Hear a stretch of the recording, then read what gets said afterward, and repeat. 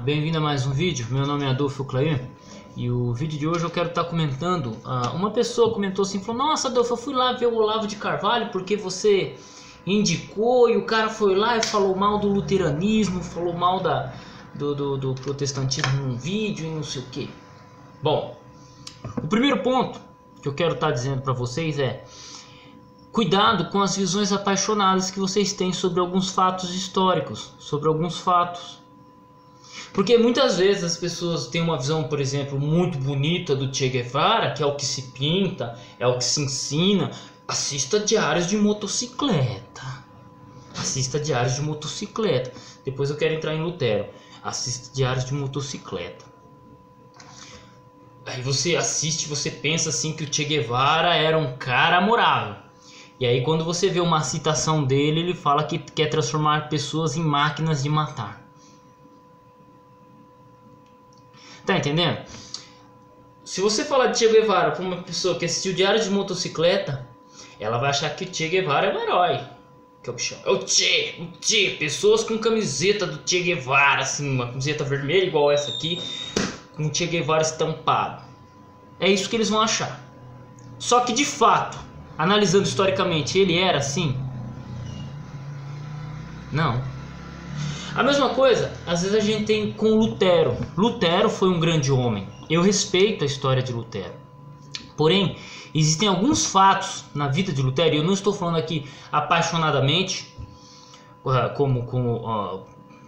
como protestante que sou, eu não estou falando apaixonadamente aqui de Lutero, mas Lutero ele teve seus pontos positivos, mas ele também teve seus pontos negativos.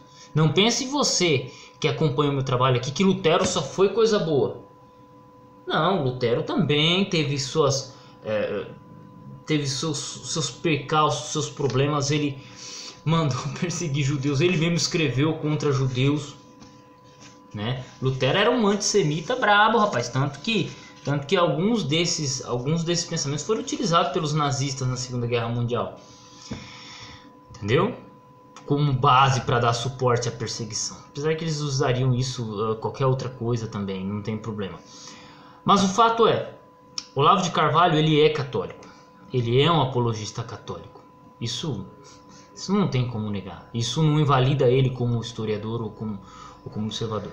Agora eu quero que vocês peguem, por exemplo, ele fez uma observação negativa acerca do protestantismo, num vídeo comentando. Não sei qual que é o contexto que você pegou uma citação do Olavo de Carvalho. Só que eu quero que vocês peguem este livro aqui, ó, O Mínimo que Você Precisa Saber para Não Ser Idiota. Vá na página 154 e ele fala de revolução. Ele vai citar aqui, ó. Ele vai citar aqui. Olha num parágrafo aqui, no primeiro parágrafo, dentro de um raciocínio, mas olha o que ele vai dizer. A reforma luterana, sobrevindo no rastro dessa avalanche, foi no fim das contas o contramovimento que deteve a revolução e permitiu que o cristianismo sobrevivesse em algumas das áreas onde começava a reduzir-se, com 4 séculos de antecedência, a uma espécie de teologia da libertação, com padres enfurecidos pregando a revolução permanente e a matança geral dos ricos. Mas por toda a parte em torno, as sementes da revolta continuaram germinando, condensando-se em novas formulações ideológicas e expulcando aqui e ali em morticínios ocasionais até que viesse a explosão de 1789 na França. Veja o que ele fala sobre a reforma protestante. No fim das contas, a reforma protestante no fim das contas se tornou um contramovimento, ok? Olha, isso não é um protestante falando, isso é um filósofo católico falando. Entendeu? Então, num ponto ele vai falar negativamente, mas do outro ele vai mostrar o que é historicamente fato. Por exemplo, o Olavo de Carvalho, neste livro aqui também, eu não vou saber a página, eu não anotei a página, mas ele fala o seguinte, que o brasileiro não tem uma religião verdadeira, ou a religião brasileira ela é importada de fora. Curiosamente, no mesmo livro, ele menciona que os que fundaram os Estados Unidos tinham uma religião verdadeira. Eu te pergunto, esses que foram fundar os Estados Unidos lá, fugiram da perseguição ou fugiram das questões religiosas na Europa e foram fundar os Estados Unidos, eles eram católicos? Não, eles eram protestantes. Só que Olavo de Carvalho, não sei se eu estou descontextualizando, mas o que eu entendi foi, ele afirma que eles tinham uma verdadeira religião. Porque a discussão do Olavo de Carvalho, ela está acima do posicionamento religioso dele. Apesar disso também influenciar às vezes, mas quando ele trata de um tema, ele está tratando de revolução, contra-revolução, política, ele observa o fato ali, às vezes acima, ou quase sempre acima da religião dele. Ele tem o posicionamento dele, isso é fato. Eu tenho o meu posicionamento, você tem o seu e por aí vai. Mas, quando ele observa o fato historicamente, ele vai fazer essas observações positivas ou negativas. Positivas ou negativas. Ponto. Não tenho mais o que dizer. Porque às vezes a gente tem que se desvincular daquela nossa visão apaixonada sobre determinadas pessoas, sobre determinados pontos históricos, seja Lutero, né, seja o Papa, seja qualquer coisa. Às vezes você tem que se desvincular da visão apaixonada, Che Guevara, para tentar entender o fato histórico mesmo. É claro, a gente continua respeitando as pessoas, do jeito que for. Lutero não é por causa de um ponto aqui ou outro ali que eu vou deixar de respeitá-lo, mas eu sei da sua limitação temporal. Entende? Então assim, ele fez uma crítica, ponto. Vou chorar pelos cantos? Não. Você vai chorar pelos cantos? Mas se você fizer isso, vai fundo. Mas talvez você nunca encare a realidade.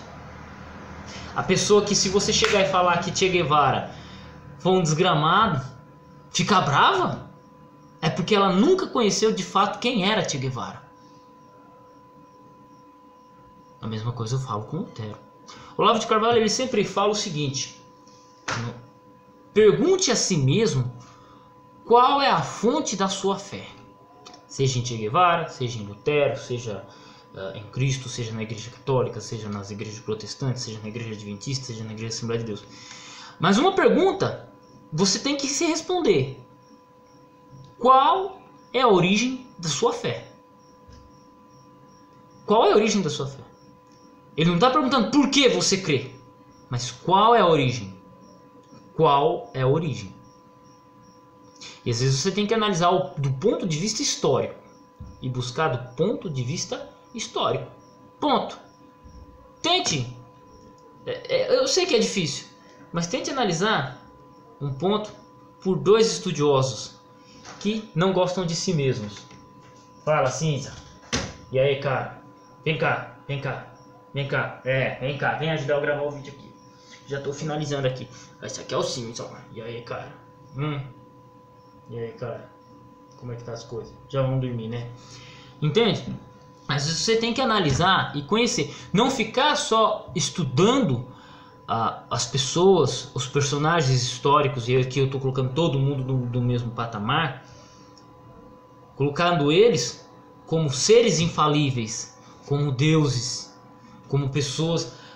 Se você observa dessa forma, você não consegue extrair o máximo daquele personagem, porque todas as pessoas têm algo a nos ensinar, porque se deve ser feito ou porque não deve ser feito. Outro ponto: a Reforma Protestante, ela não é só um movimento religioso. A Reforma Protestante, ela iniciou, ela só teve força por uma revolta política. Porque alguns príncipes, eu particularmente, a conclusão que eu cheguei, alguns príncipes alemães ali, na época não tinha Alemanha, eles estavam já descontentes com alguma coisa da Igreja Católica, e aí eles viram em Lutero o ponto para se apoiar. Foi por isso que Lutero não teve a cabeça cortada, assim como aconteceu com John Hus, né? Foi queimado na fogueira. Tá entendendo? Então, alguns pontos históricos têm que ser linkados e colocados para ser analisado. E veja, o Olavo de Carvalho, ele é católico.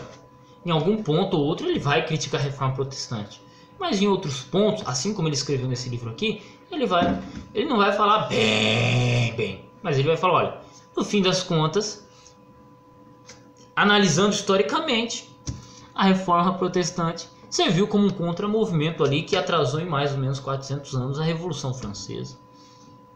E aí? Fica a teu critério. Ou talvez desconhecer o autor como um todo. Eu particularmente não conheço o Olavo de Carvalho como um todo, né? Ainda pretendo ter mais livros dele, mas por hora não dá. Tem que ter dinheiro, né? Comprar alguns livros dele.